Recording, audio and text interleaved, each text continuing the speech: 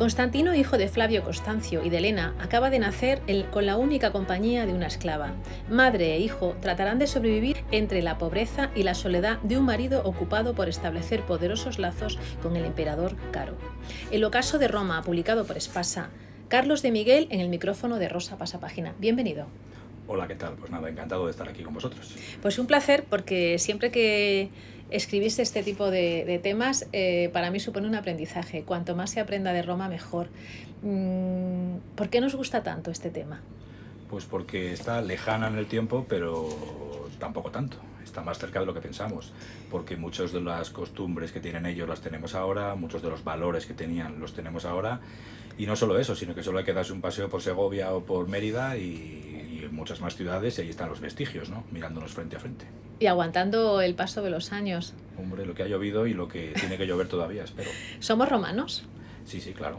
Claro, somos romanos. De hecho, la lengua que tú y yo, perdón, te tuteo, Sí. hablamos es el latín. Un latín 2000 años después, que es el que ha cuajado en la península ibérica. Pero hay latín en la Galia, es decir, en Francia, hay latín en buena parte de Europa y todavía lo seguimos hablando. Y nos comunicamos y todavía nos medio entendemos entre nosotros. O sea, claro que sí. Abríamos la introducción de este libro con Helena, porque en el fondo lo que tratas de contar en esta historia es sobre todo lo que no se conoce, esa parte humana, esos primeros años. Y esta mujer que su marido, digamos, no digo que la abandone, pero sí hay cierta distancia porque él se tiene que ocupar de otras cosas y ella va a dar a luz en la soledad y la pobreza. Así es. En ese momento tenemos que tener en cuenta que no había comunicación en tiempo real, no había WhatsApp, ni había internet, ni teléfono, con lo cual cuando un soldado se iba al frente o se iba en campaña no sabías si le ibas a volver a ver. Entonces las circunstancias de la vida impidieron a este matrimonio pues cumplir un poco, consumarlo como Dios manda, digámoslo Sí. así. Entonces bueno, estuvieron mucho tiempo separados, ella tuvo que dar a luz sola, solo con la compañía de su esclava Gemina. Y bueno, y es una oportunidad que tengo para narrar esa historia de estos grandes personajes, pero que nosotros no conocemos porque todavía no eran famosos, por así decirlo, y me he sumergido en la infancia del emperador Constantino y la vida que tuvo su madre y la esclava. Entonces aprovecho también así para hablar un poco de la vida cotidiana de las clases populares en un momento de la historia de Roma muy difícil. ¿De dónde viene Helena? Helena viene de Bitinia, que es una región que está al oeste de Anatolia, de una ciudad, una pequeña ciudad que se llamaba Drépano, junto al mar de Mármara, cerca de Nicomedia, pues por esa zona, cerca de lo que hoy sería Constantinopla o Estambul. De esa región venía. Entonces, bueno, su padre, el padre de Constantino, su marido, el marido de ella, Constancio, pues iba con el emperador Aureliano en campaña para enfrentarse a Zenobia de Palmira, que era una reina rebelde a Roma, digamos.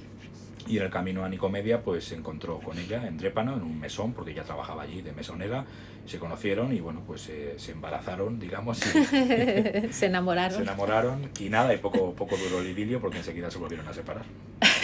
Fue un amor loco a primera vista. Gente joven, porque además realmente tenían unos 20 y pocos años, 20 años por ahí. Sí. Estás situado en el siglo III después de Cristo, una época de mucha convulsión. Es una época políticamente muy difícil, puesto que los dos siglos anteriores del imperio, el siglo I y el siglo II, las dinastías eran estables y bueno, digamos que no había prácticamente guerras civiles, ¿no? O guerras. Las guerras estaban más allá del limes, más allá de las fronteras, pero Roma vivía un momento de paz social, ¿no? Y lo que se conoce como Pax Romana, ¿no? Pero esta Pax Romana termina en el siglo III, cuando de repente pues, se producen un montón de circunstancias que hacen que a nivel político pasemos a tener pues, decenas y decenas de emperadores que se van sucediendo en la púrpura y se llega a la púrpura por asesinato, es decir, no hay una estabilidad política. Esto lleva también a que las guerras civiles provoquen pues, malas cosechas, ruinas de los campos y demás, hay epidemias, hay invasiones bárbaras, por supuesto, puesto que aprovechan el momento también para hacer incursiones muy dentro del Imperio Romano, y es un momento en el que se produce una tormenta perfecta, unido ya digo a las epidemias y demás, y bueno, es un momento de crisis absoluto, bueno, muy importante. Lo que pasa que también es un momento de cambio, puesto que surgen nuevos valores, nuevas mentalidades. Una de ellas es el auge o el ascenso del cristianismo en este momento, porque la gente, claro, ya no busca una religión cívica, ese culto al emperador que había antes en esa Roma de mármol, tal, eso ya no satisface al ser humano. Ahora las personas necesitan una religiosidad más interior, una religiosidad que les ofrezca respuestas, ¿no? Entonces el cristianismo en este momento ve terreno abonado para expandirse. De hecho hecho es Constantino el primero que se da cuenta y el que aprovecha esta pujanza del cristianismo para medrar políticamente. Sobre todo porque la figura del emperador deja de ser una figura divina, como puede ser lo que buscan en esa religión, en el cristianismo en este caso. Claro, divino para el cristianismo solo es Dios. Exacto. Y ya está. Entonces Cristo y Dios, que son tres y son uno, ¿no? Pero vamos, en realidad la Trinidad es uno y no hay nada más divino que ellos. Y entonces el emperador no es una figura divina. Digamos que el emperador ya no es Dios, pero a partir de ahora el emperador lo será por la gracia de Dios, que no es lo mismo, pero en el fondo es Dios quien legitima, y por supuesto la Iglesia, quien legitima el poder de los emperadores prácticamente hasta el siglo XX. De hecho, eso es una de las cosas que hemos heredado. En Rusia, hasta 1917, siguieron con el mismo sistema. Por ejemplo, el sistema autocrático zarista venía de la antigua Roma. De hecho, zar es una palabra que viene de César, ¿no? Que es emperador. Si no puedes contra tu enemigo, mátalo. Si no puedes contra tu emperador, asesínalo. Sobre todo en una época en la que había mucho autoritarismo, ¿no? Claro, claro. Desde luego nada parecido a las democracias que hemos podido ver por aquí. Afortunadamente. Nada que ver. De hecho, bueno, Roma nunca fue una democracia, tampoco, pero bueno, digamos que al principio del imperio o al tiempos republicanos, pues Roma funcionaban las magistraturas, el senado, bueno, había una serie de pequeñas elecciones locales que se llamaban comicios, ¿no? Los comicios romanos, y elegías, pues bueno, a ciertas personas, pero todo eso desaparece en este periodo. En este periodo Roma se convierte durante el siglo III en una dictadura militar pura y dura, porque es el ejército quien verdaderamente tiene que reconducir la situación tan difícil, y a partir de Constantino una autocracia pues pura y dura, es decir, los emperadores son más que emperadores al uso, pues son una especie de Luis XIV o una especie de zar de Rusia. O sea, son autócratas absolutos y además apoyados por la Iglesia. Es decir, altar, trono. Eso es el Bajo Imperio. Sí, bueno. Y nada más. Puro dominio. O sea, que sin ningún tipo de cortapisas al poder. Desde luego. ¿Cómo educa Helena a su hijo? En esta época, claro, es interesante porque se puede abordar un poco cómo era la educación en Roma, ¿no? Eso es. Pero, claro, la educación de calidad solo estaba al alcance de las clases, lógicamente, pudientes, las oligarquías, las élites. Entonces, las clases populares, pues, realmente no tenían acceso a ningún tipo de educación. Y si acaso, bueno, pues había maestros que a veces daban clase en las calles, podías pagarles, podías contratarles, y, bueno, incluso esto era lo más básico que se podía hacer siempre que pudieras permitírtelo, mientras que los aristócratas directamente no es que hacen como nosotros, que nosotros alquilamos, entre comillas, el tiempo de un profesor de matemáticas para que dé clases particulares a nuestros hijos. Un aristócrata de la época directamente compraba un profesor griego, un esclavo, y se le llevaba a su casa y le tenía para criar a sus hijos. En el caso de Helena, lo que hago aquí es, bueno, ella se preocupa por la educación de su hijo, el propio Constancio también. Entonces, bueno, pues hay un amigo de Constancio Cloro, que es Eumenio de Augusto Dunum, que es un retórico galo, además es un personaje histórico real, que es el que se encarga de la educación de Constantino, pues bueno, haciendo pequeñas visitas de vez en cuando a su casa y enseñándole, bueno, pues lo básico, las 4 letras y poco más. De hecho, nos consta que Constantino nunca fue un emperador demasiado culto. No era un literato ni un filósofo como pudo ser, por ejemplo, Marco Aurelio. No, nada que ver. Bueno, sin embargo, por ejemplo, en el tema religioso sí que permitió que hubiera libertad de elección en ese caso, ¿no? No había la obligatoriedad de someterse a una religión determinada. No, digamos que lo que pasa con Constantino es que cuando él era niño y poco después se produjeron una serie de persecuciones de cristianos muy intensas en el Imperio Romano. Entonces los cristianos de alguna forma tienen que replegarse sobre sí mismos, son momentos muy duros para ellos a finales del siglo III y no se puede con ellos, lo que decías antes, si no puedes con tu enemigo, y al final se intentó acabar con ellos, no se pudo, y Constantino cuando ya creció un poco lo que hace es permitir que el cristianismo pueda volver a salir a la luz libremente. En principio no le da ningún tipo de privilegio, simplemente lo coloca en igualdad de oportunidades con el resto de las religiones. Lo que pasa que luego el cristianismo va, lógicamente, se va haciendo camino, se va haciendo paso, y luego ya, con el tiempo, Constantino ya apostará más férreamente por el cristianismo y le empezará a otorgar privilegios, empezará a darle todo tipo de prebendas, de, yo que sé, ventajas fiscales, se apoyaba mucho en los obispos, y poco a poco irá engrandeciendo al cristianismo. Helena fue venerada por la distinta iglesia cristiana, una mujer. Sí. Helena No sabemos exactamente cuándo se convirtió al cristianismo, ni hasta qué punto pudo influir en su hijo para que adoptara estas medidas a favor del cristianismo, pero Elena sí es santa cristiana actualmente por la Iglesia Católica y se la considera patrona, además, igual que todos los santos son patrones de algo, pues esta es patrona de los arqueólogos, fijaos, nosotros que somos de historia, ¿no? Puesto que fue ella la que supuestamente descubrió los restos de la cruz de Cristo. Ella viajó a Palestina, ya ves que habían pasado 4 siglos, pero bueno, ella fue allí y encontró los restos de la Vera Cruz y parece ser que los trajo. Y esos restos actualmente están supuestamente en Constantinopla, aunque bueno, hay muchos esparcidos por buena parte del planeta. Pero fue ella la que encontró esos restos, ¿no? Entonces fue en peregrinación, ya muy mayor, con 80 y tantos años, y bueno, hizo esa labor por el cristianismo, entonces se la venera por ello. Siendo mujer, además es una mujer, ya digo, que tuvo circunstancias muy duras, y yo creo que en esta novela lo que intento reflejar es cómo la manera que ella tuvo de sobrevivir es acercarse a estas pequeñas comunidades cristianas que había por las ciudades, ¿no? Por las ciudades de provincias, que de alguna forma, pues bueno, era la única forma que una mujer sola podía tener una vida relativamente digna. Los cristianos en este momento hacían ágapes de pobres que se ayudaban a las pequeñas comunidades empobrecidas de las ciudades, y bueno, Elena se pudo salvar gracias a ellos. Una mujer fuerte. Era una mujer fuerte, claro. Era una mujer que en unas circunstancias como esas tuvo que sacar adelante a un niño pequeño sin la presencia de un marido, ¿no? Porque estamos en una sociedad lógicamente patriarcal, ¿no? Entonces sí, el pater familias lógicamente tenía todos los derechos posibles sobre sus familias, ¿no? Sobre su familia. Entonces en el momento que el marido falta, la mujer sola no puede hacer nada. No puedes tener un negocio, no puedes dedicarte a trabajar en nada, y bueno, pues la situación era muy precaria. Entonces Elena tuvo que sacar adelante a un niño que además siempre estuvo marcado por esta infancia de pobreza que tuvo, y luego esto de alguna forma se verá en su forma de gobernar. Él siempre fue muy favorable, a pesar de que fue un gobernante autoritario, él siempre fue muy favorable, bueno, a la infancia, ¿no? Al matrimonio, a reconocer a los hijos bastardos, entre comillas, que tengan los mismos derechos que los hijos legítimos. Bueno, siempre tuvo esta preocupación, sin duda, por su infancia y por la influencia de su madre, que siempre tuvo mucha influencia en Constantino. Flavio Constancio se aliviaba con una esclava. También muy sí, claro. Tiene su papel en, es que las esclavas, en la historia. Desgraciadamente estaban a disposición de los amos, o sea, no había ningún tipo de... Es que se veía de una forma tan natural, porque los esclavos, la esclavitud es una institución muy instaurada en Roma y en todo el mundo antiguo. Hablamos de Grecia, hablamos de Egipto, da igual. Un esclavo es un esclavo. Es decir, un esclavo no es una persona, no se le considera una persona. No tiene ningún tipo de derechos jurídicos, y si el esclavo le dices que te ponga un café, te lo pone, y si le dices que te tenga que ir a la cama contigo, pues se tiene que ir sin rechistar. Es que además ni siquiera se lo plantean, porque al principio pueden protestar un poco, pero es que los esclavos hay que domesticarlos, hay que domarlos. De hecho, Catón tenía un tratado de cómo tratar a los esclavos, ¿no? Cómo había que pegarles, cómo había que azotarles, cómo había que de alguna forma domarles, como nosotros hoy día domamos a los caballos, y al principio es un potro salvaje, pero luego al final acaba siendo un potro obediente que te acaba reconociendo y te acaba sonriendo cuando te ve. Pues un esclavo es igual. Un esclavo era lo que estaba más bajo de la línea de clases. Sin duda, en cuanto al escalafón de clases, lo más bajo eran los esclavos.